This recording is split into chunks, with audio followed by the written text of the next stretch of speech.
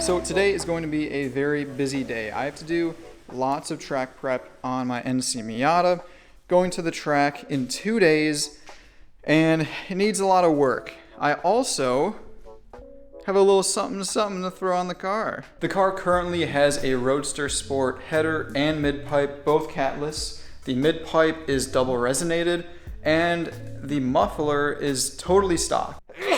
It sounds all right. Honestly, it sounds pretty good. You hear a lot of induction noise, but it's got a little bit of like rasp to it.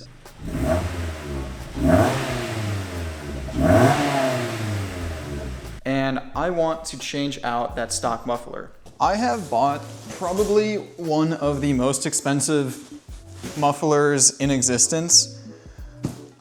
I hope it's worth it.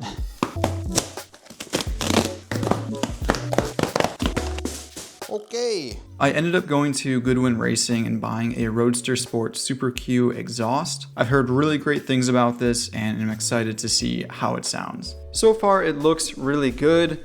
The welds look okay. I mean, they definitely seem to be, well done. $800 though, I'm not, 100% sure. If it holds it well, that's fine. We've got the massive chamber here, which should help kind of keep some of the MZR noise at bay, hopefully. I'm also going to be doing some maintenance. I need to do an oil change as well as spark plugs. I do have brake pads that I might throw on. We'll see if I get to that. Okay, so update, I'm having some new car troubles here. Unfortunately, I cannot fit my jack underneath. The lifting point is pretty far back. I'll throw a little arrow on the screen.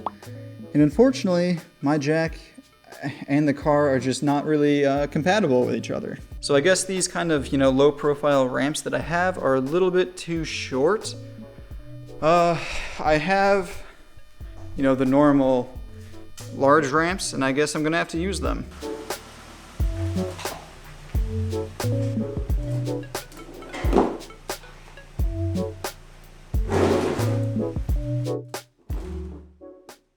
Amazing, it doesn't fit with these either.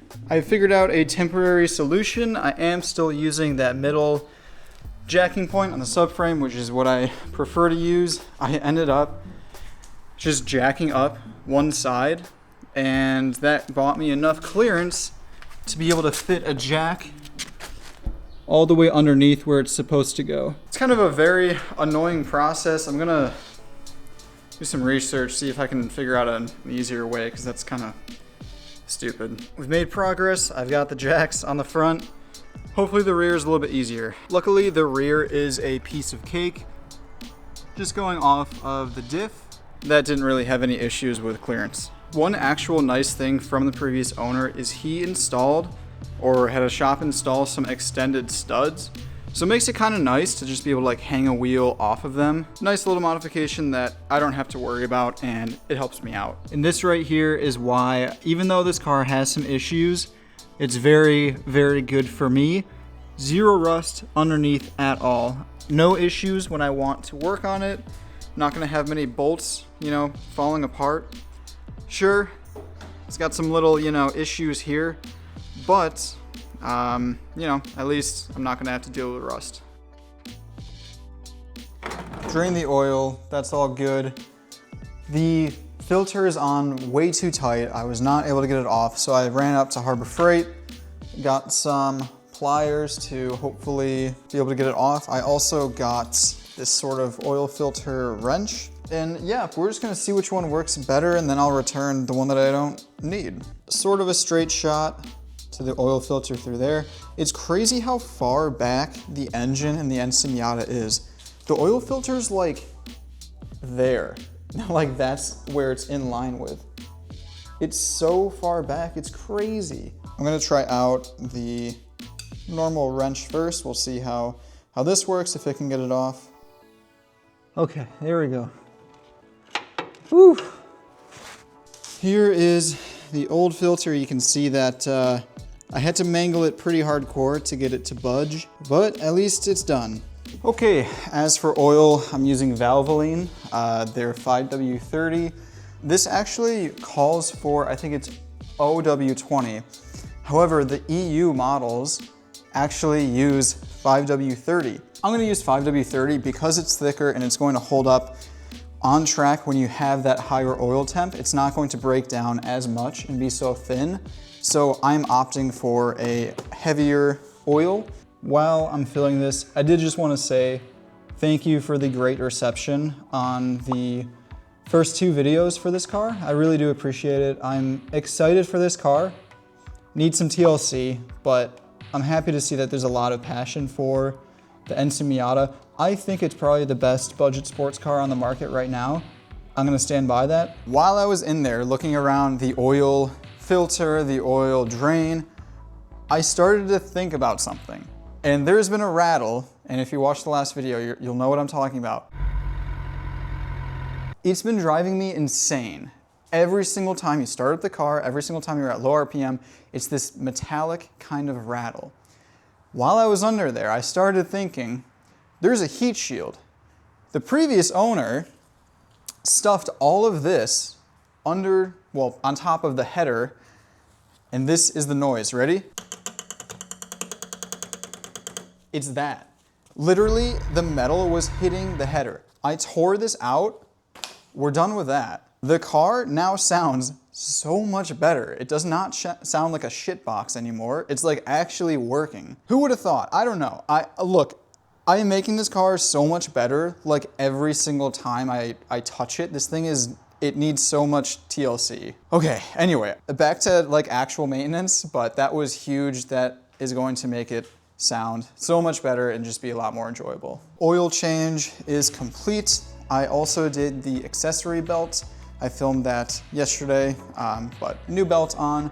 Okay, yeah, so it's the next day, as you can see. It took way too long to do an oil change and then to find the rattle, which was a nice surprise, but today we gotta kind of book it because tomorrow I'm actually going to the track. There's quite a lot of stuff that needs to get done on the car. I need to do the spark plugs. I need to swap out the front brake pads. I need to raise the car up just a touch. And then I was going to change out the turret fluid for the shifter. Oh yeah, and the muffler. Yeah, that's kind of the fun one.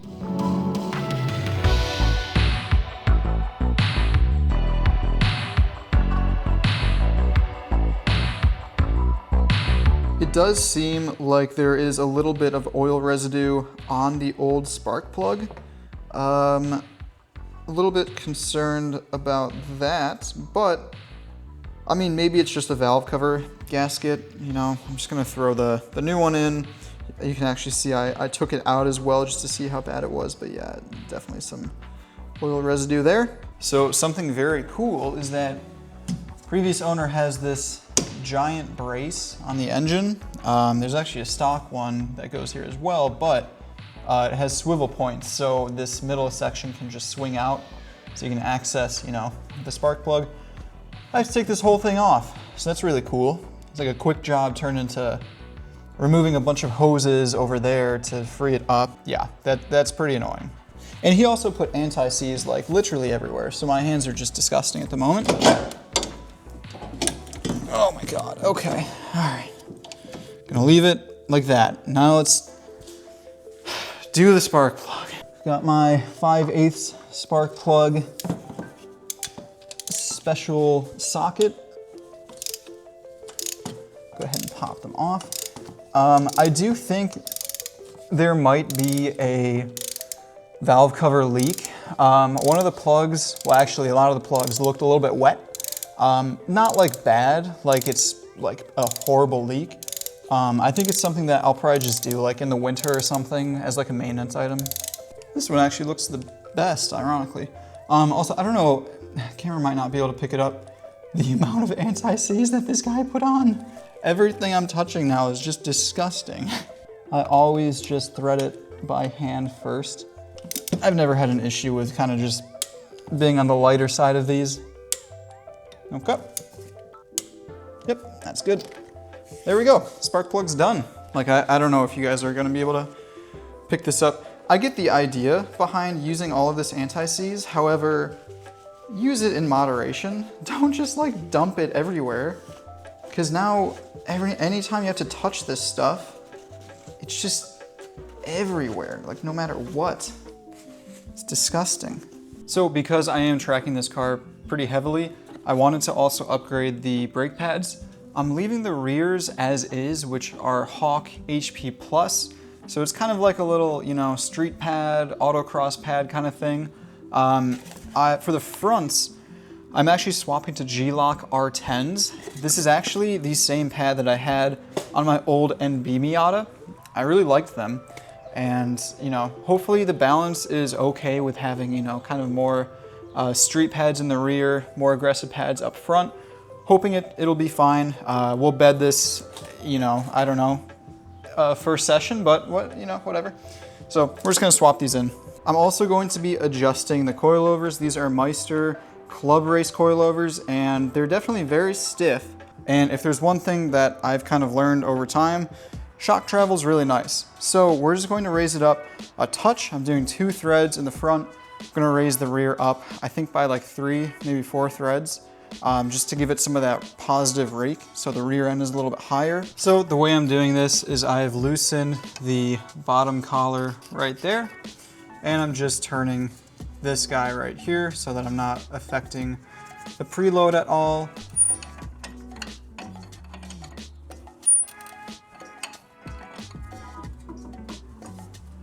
Okay, that's good. With all of the maintenance done, it was now time to do the axle back exhaust for the Miata. It's pretty easy to remove, honestly, nothing too crazy. If you're looking for a first mod, this is definitely what I would recommend. It's gonna make the car sound nicer, look better. It's definitely a very, very good mod. So I have the old muffler removed. We are now ready to put in the SuperQ exhaust. It does actually have a baffled exhaust. So inside there's a little thing that you can remove, which makes it louder or quieter. I'm going to leave it in for now and then probably start it up, see how it sounds, and then probably remove it.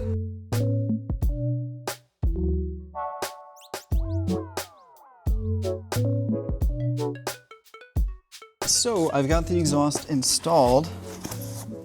The only issue is that it's pretty close to the diffuser that the previous owner put on. I actually quite like the way that this looks, so I'll leave it in for now. Hopefully it doesn't burn, but I mean, it's not touching like physically, so it should be okay at least. Yeah, it fits up really nicely. We're gonna start it up. I have the baffles in, and then I'll show you how to take them out. So to remove the baffle, it's really, really simple. Grab a 13 mil, loosen that up. This bolt will then drop down, and you just reach in and you pull out the baffle. Really simple.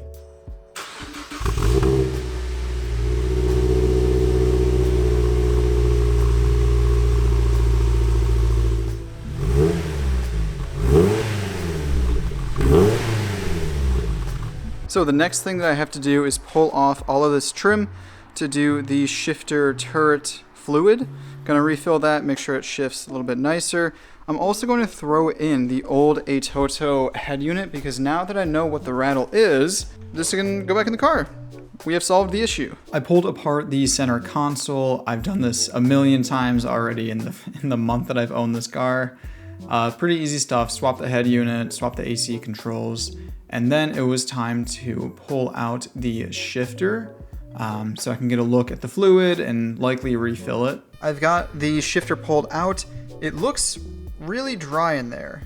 And even when I pulled the shifter out itself, I was expecting a lot of fluid to come out, and there wasn't really anything. It looks kind of like slimy, like shiny, but there wasn't actual like fluid. So we're gonna fill it up, see if it helps. This Ford Motorcraft transmission fluid is the exact same stuff that I used in my old NB Miata, and it made a world of difference, so hoping it does the same. Car is running pretty well. I drove it a little bit earlier. We're gonna go get some ice cream, get some clips of the exhaust. Sounds pretty good.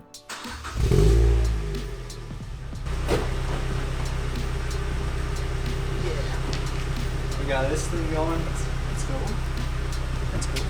It's pretty quiet, honestly. Like it's civil. This is without the baffles, so I took them out. I think it's kind of perfect. So it sounds pretty good, honestly.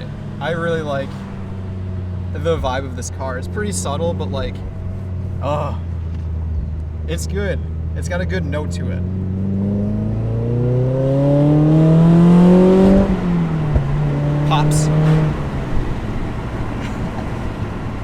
Like, it's a good noise. It's healthy. It feels, I don't know, like you're not annoying everyone around you. It's good. Also, it's like kind of amazing not having a rattle anymore. The car's so composed. It's like a luxury car now. Not really, but it's a lot better, and I'm not annoyed driving it anymore. It's really nice.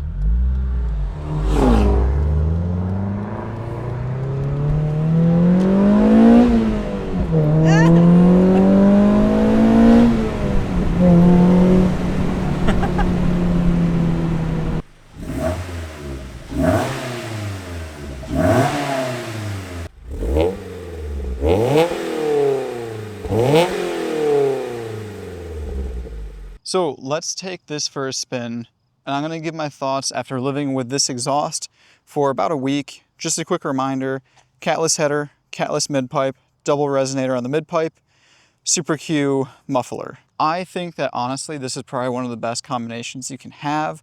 I would put on a high flow cat. I'm probably going to do that in the future. I got the car with catless headers, and you know, honestly, I think it's fine for now, but I do feel a little bit bad for, you know, ruining the environment.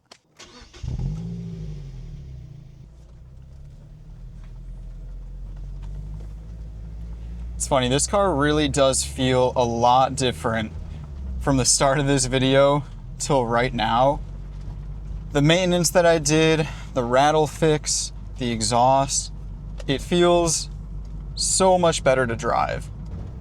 I also have some new suspension coming for the car. That'll be in next week, and then I have to install that. That'll be a bit of an involved process, so it'll be a while till that video is out.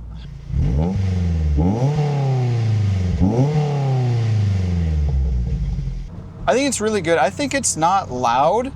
It's like a good volume. It's nothing crazy. You hear the car, but you're not ruining people's days. You're not, you know, you don't have annoying drone on the highway. This exhaust does not drone at all, even with catless header and catless midpipe. It's crazy. It just doesn't drone.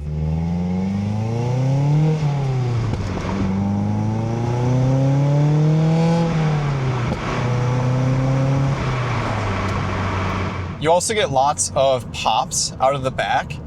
I think it's a very common thing for this engine because every single video that I watch has those pops. So I think it's kind of like a MZR 2-liter.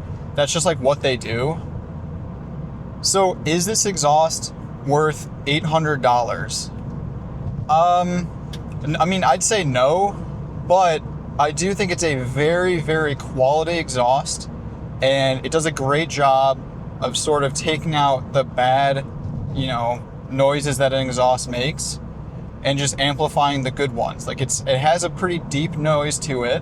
I'd say it's a little bit, you know, a little buzzy. I think this car is a little buzzy, but I don't know. I think it does a really good job. It looks good. I think the baffles are kind of cool. If you're someone who's very, you know, sensitive about noises, the baffles are a cool addition.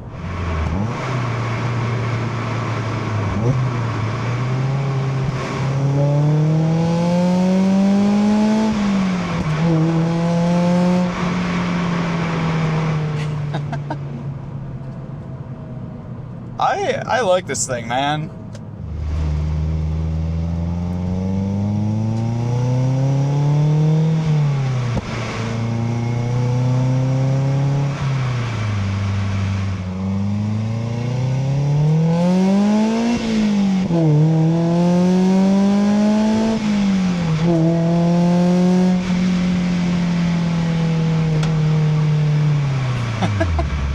Thank you guys for watching. In the next video, I'm taking this to the track. Yeah, stuff went down, and I'll leave it at that. It was a bit of a rough experience. Thank you for watching. Have a good one.